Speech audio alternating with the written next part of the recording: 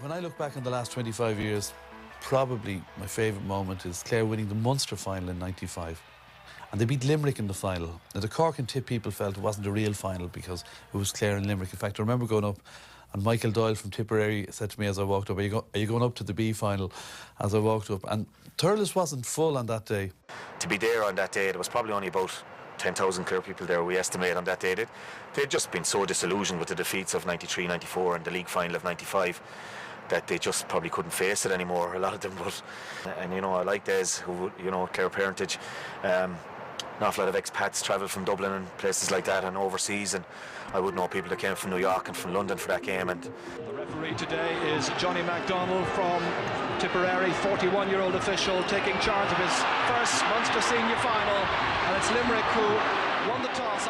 So, yeah, well, I suppose we really trained hard. We noticed there was a new regime. Mike McNamara was in with Gerald Nan and Tony Considine, and the training was really up. The physical stakes were massive, and this was a total shock to us, you know. Running up and down hills and 5-mile runs and stuff like that. That was alien to any hurling team at the time, never mind Clare. So we thought it was mad, but we did it because I think we just understood by the way the management had gone about their business that if you didn't want to do it, you could stay at home. David Fitzgerald, here's the goal chance for him for Clare. He scored! The one thing that Gerald Nan understood about Clare was they needed to quicken their hurling. They needed to move the ball a hell of a lot quicker. And the puck out's been taken, and Gary Kirby has been fouled by not one, by about 2 or 3 Clare players, I thought. Clare added this huge intensity and the training regime and the super fitness which carried that particular team through. Now, Kilkenny beat them in the league final well in '95. After which, Gerald Nan famously announces that they'd win the Munster Championship. And Anthony Daly and a few of the players would openly admit they were looking at each other in the dressing room, listening to Gerald Nan saying this and saying, catch yourself on. They couldn't see it coming. None of us could see it coming. Limerick were Munster champions and had been obviously robbed by Offaly in '94 in that All-Ireland final. And Limerick really expected that this was their main year and they were going to go all the way that year. And out it comes as far as Jamesy O'Connor drops short and gets out of the ball. Jamesy O'Connor's 6 point. What a performance by the number 12. They played with an intensity that other teams, maybe slightly more skillful teams, couldn't match. And they became an awesome force in hurling because they were willing to put their bodies on the line in every single position on the field.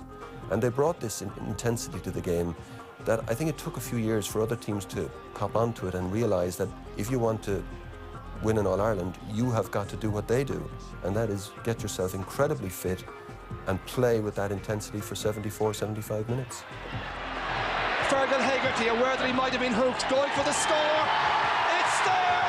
Clare certainly home and dry. as the game went on, it seemed inevitable that Clare were going to triumph, but as players we were all still scared that something was going to go wrong, and I think the Clare supporters invaded the pitch. The crowd are on the field, they think it's all over.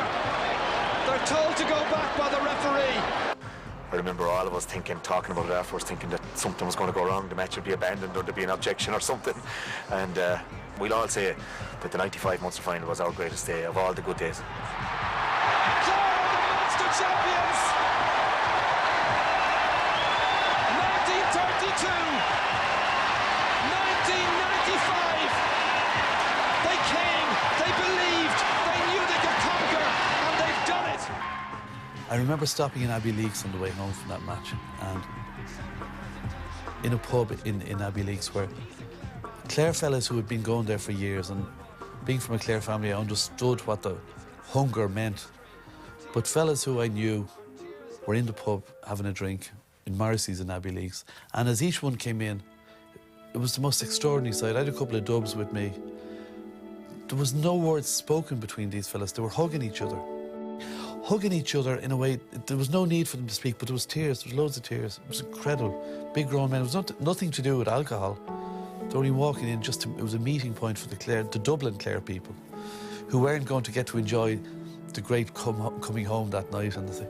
But I remember just big men hugging each other, real tight, real strong. It was pure raw emotion, and it showed just what it meant to people. And that applies to any county, but for me, I understood it because it was Clare.